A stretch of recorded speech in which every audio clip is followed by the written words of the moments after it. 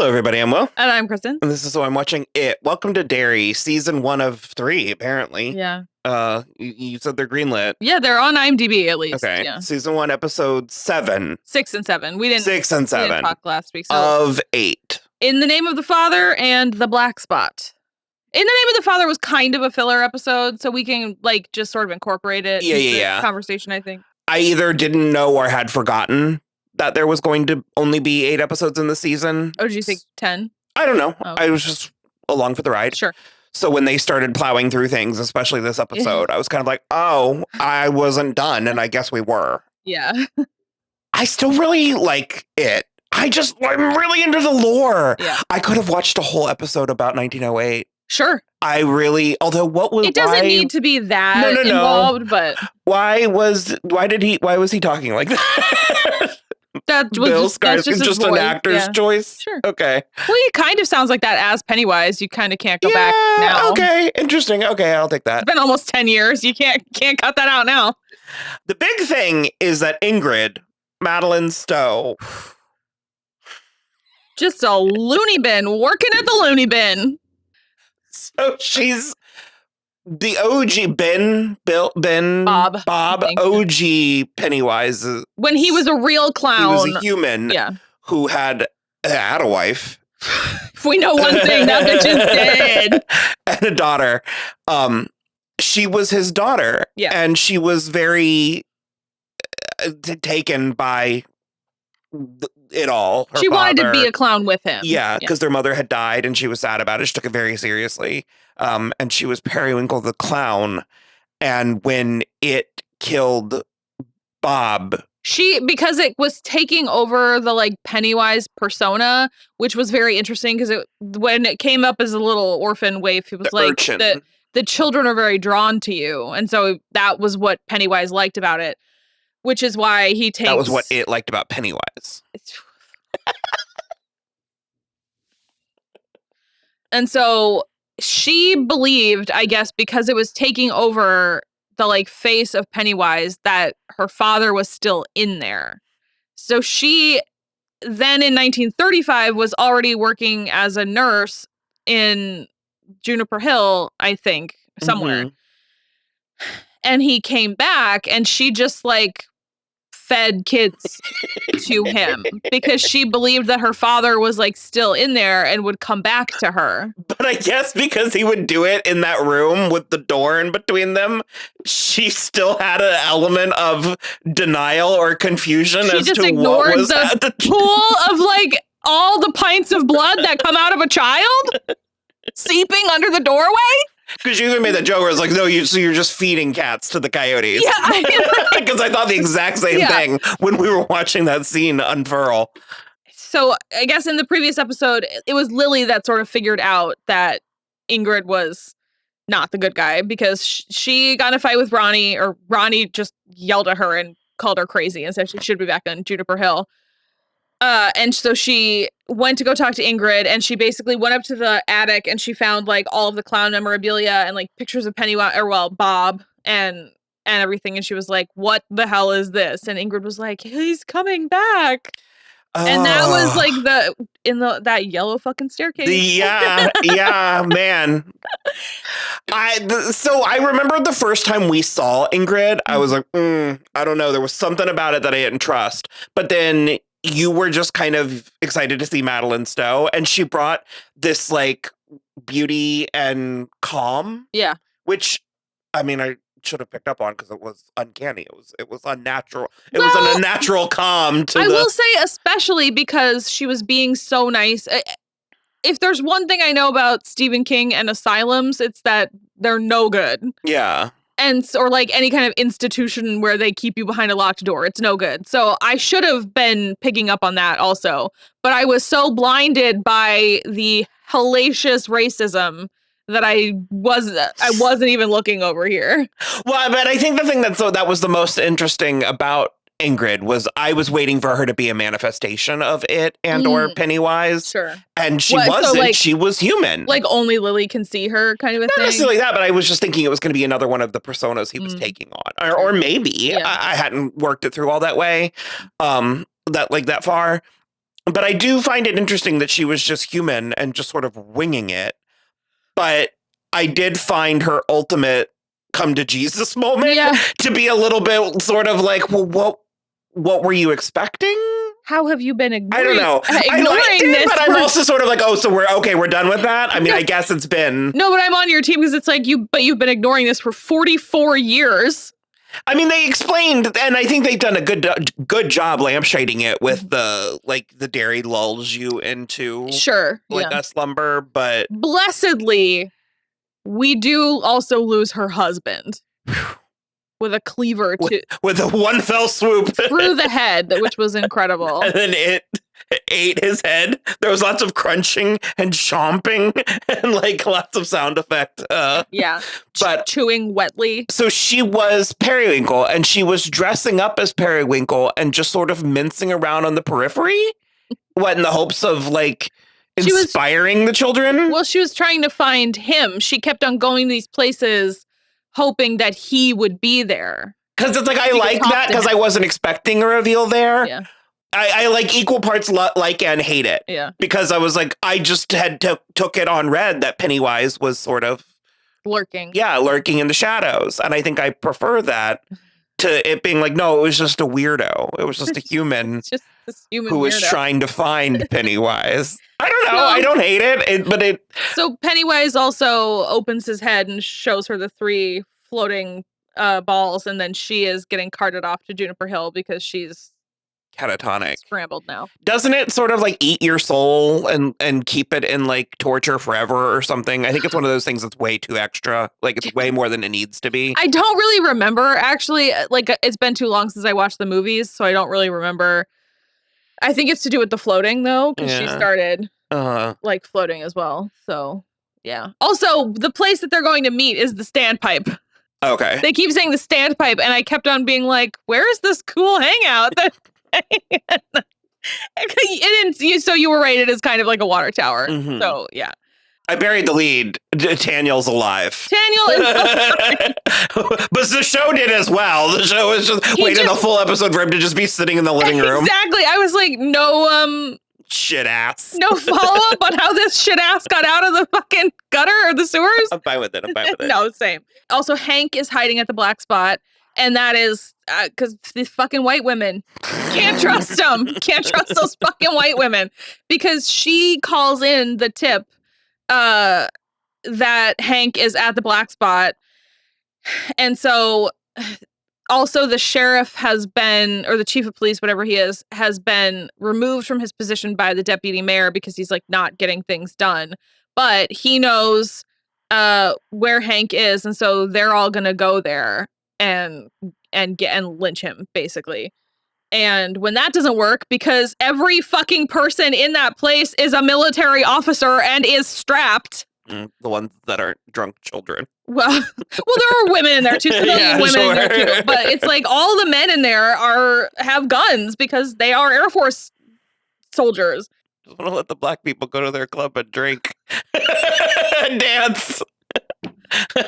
We're 0 for 2 this year. Really 0 for 2. And also the like burning down of the black spot, the way it was shot and filmed and everything was like a mirror, like a funhouse mirror of the first time Sammy sings in Sinners. Mm-hmm. Because it's burning down around them, but it's in like a joyful way. Mm-hmm. And this is obviously just the most horrible thing I've ever seen. But complete with ghosts traipsing through. Yeah, it was pretty cool. So yeah, so anyway, the mob of angry, fat white men come to the black spot with creepy masks. I mean, we should be so lucky they were not dressed in Klan robes. I mean, 601.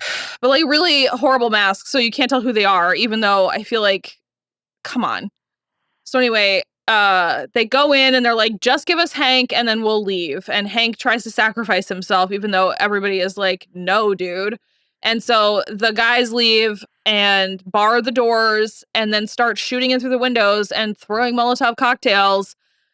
And so they just burn like 30 people alive. Mm-hmm. Including Rich, who had just begun the world's most adorable romance with Marge, finally. Courtship. Ugh. And she stood up to the patty cakes, showed them her eye. which was Patty was She was- very not okay with that. Margie was getting too strong. She needed to be. Ah, Needed to have her wings clipped a little bit. horrible. It was so He was adorable. the best. He was so cute. Oh God. I'm so sad. What was his? Did we decide his real name? Because also they called him Ricky Ricardo as a slur, and you were like that's not the coolest. 9 years all over again. Ricky Ricardo is so cool. His name is Arian Cartea. Mhm. Very cute, very good. I will say, in the episode The Black Spot, every single one of these kids was putting their whole chest into this. These performances by these children are amazing. But you know, it's like Jacob Tremblay, Yeah. where he probably they were like done, and like run over to get some beef jerky, and like because you know kids can just like turn that on and off. On and like, off, absolutely. He was like breaking down his process after the episode. He was really trying to be in the moment and feel the character. God, adorable. Also, I have to shout it out here because it needs to be for posterity somewhere. Her name is Matilda Lawler, the girl that plays Marge. She is wearing a fucking Sinead O'Connor sweatshirt in the behind the scenes things, and I am obsessed with it. Obsessed with it. I cannot handle it. It's so amazing. So yeah, basically everybody, including Loverboy Jax, all die in the black. Really sad about that. He was really thick and good looking. I was into that. So they're all dead. The kids, all of the kids except for Rich, get out. Dick gets out, and then one Dick woman Halloran gets out. is not having a good time No, because when last we left him, they were still in the sewers, and Pennywise unopened his like Pandora's box. Yeah. And so he like can't control the shine anymore, or he's like he's currently not on top of it. He's not on top of it, but the reason that he now currently can't control the shine is because Leroy was like, you have to open that box to talk to one of these spirits because we need like help or whatever. And then you just put the spirits back in the box when you're done. And Dick is like, what if I can't though? Mm-hmm. When it was the kind of thing that it was like he could get by, but once he acknowledges them, like once they know he's there, they can pester him. So while the black spot is burning down, he acknowledges Sesky and asks for help. And she does help. And he gets Will and Ronnie out. And he tries to go back for Rich and Margie, but he can't like reach them. But once he has invited Sesky in, then the rest of them are all there, including up to the next morning. Immediately, all of the people who died are like right around him. Hassling him. Yeah. But then he basically is like, I know because I went into Taniel's head, I know, like, I kind of know where they are, but also we can just like follow her back. They knew it was where she was buried. It was like, where Sesky was buried. And so he was like, we just have to follow her. And so they do. And they find the it. Shell, and they open it. And then they take it because that was what General Shaw originally said, is that they were trying to narrow it to they were trying to put it in a smaller cage. So it wasn't encompassing the whole town of Derry. It was going to just be in like one place. But not General, the other guy that's just like always standing around, useless, Colonel Fuller, I think. He immediately is like, take it back to base. Take the like shard back to base. And Leroy is like, that was not the plan. And he was like, plans change. It's asleep. Well, this is what we're doing. We're testing it. And so they because the like burning of the black spot, I guess, finished this cycle. Augury. Yeah. Well, it starts and ends with an augury. Sure. Yeah. But it's like this cycle, is over. It was content, and it was until on its way you back to sleep. Up and immediately burned the fucking thing, because General Shaw's bright idea now is that the world is changing, and that sucks for him because he's an old white man and he can't handle it. And so he really thinks that they should release it to the whole country and make everybody super afraid so they fall back in line.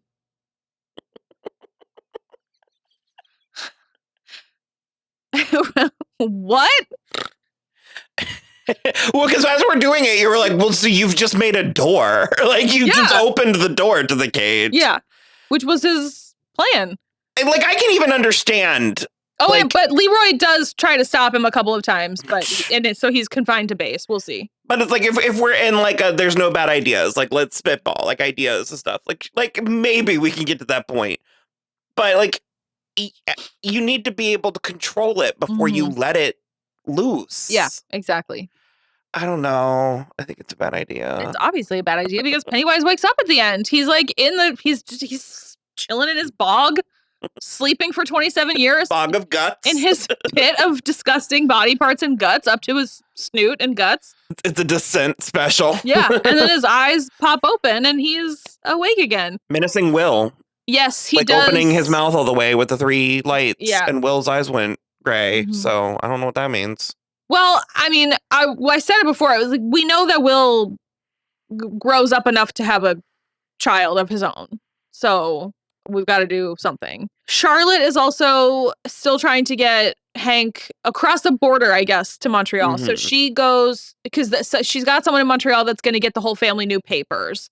And so she goes to Rose because she's like, it's just a line on a map, right? Like you can get him over the border, right? And so Rose is going to help. And then Taniel bursts in the door and is like, we got a problem. And I was like, you got a lot of problems. Because he watched them take the shard away. I think that's mostly, well, Leroy did hit Will.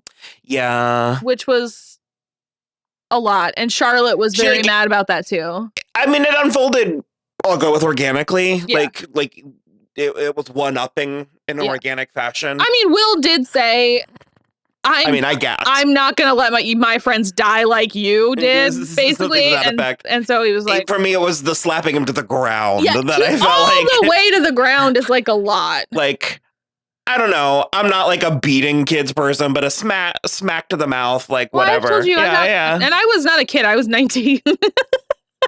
Your words were you were acting like a little bitch. Okay. No, the whole story is that my mom slapped me and said, stop acting like a little bitch.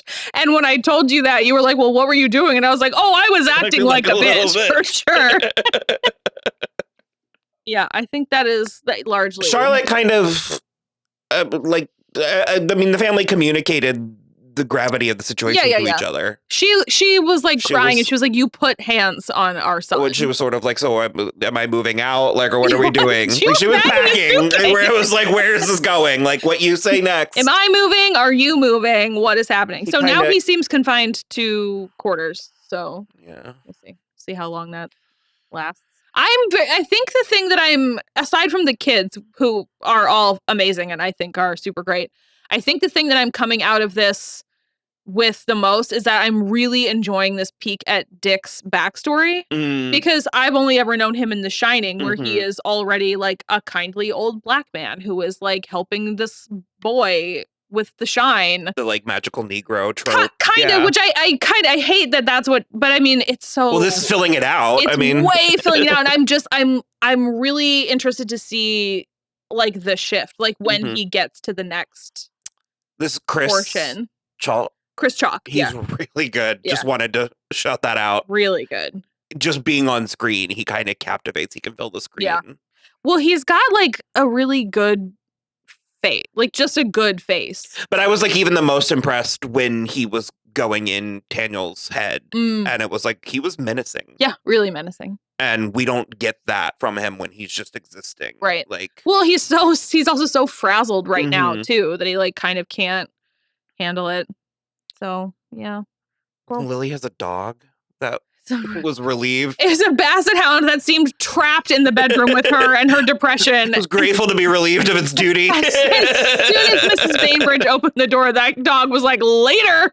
Oh boy. Richie. I know. Pour one out for Rich. He was way too suave for his own good. I feel like we couldn't have handled the unchecked adult Riz of Rich. I feel like that might have been a bridge too far. He would have ended up like a big mouth character. I wonder if Marge gets married to Richie's dad, like Richie from the movies. I wonder if Marge is his mom and named her son Rich. We'll have to see. Yeah. I think Richie is Bill Hader. Is it? I think so. I don't remember. I remember a couple set pieces, but I don't really remember the. I feel like we should watch it again. Probably. At least watch Kill Count. Yeah. Richie is Finn Wolfhard, so it's interesting. I'm interested. Yeah. Mom, why I couldn't come up with it. It was. Why is my sister named Rose? Because that's my favorite flower. How come I was thinking of like the Latin lover trope, and it's like Dad's not Cuban. It's like I couldn't get all the way there, but oh, all right. So okay, well, Bye. we should be actually. I'll be here next live weekend, next week, so we should be good for the finale. All right.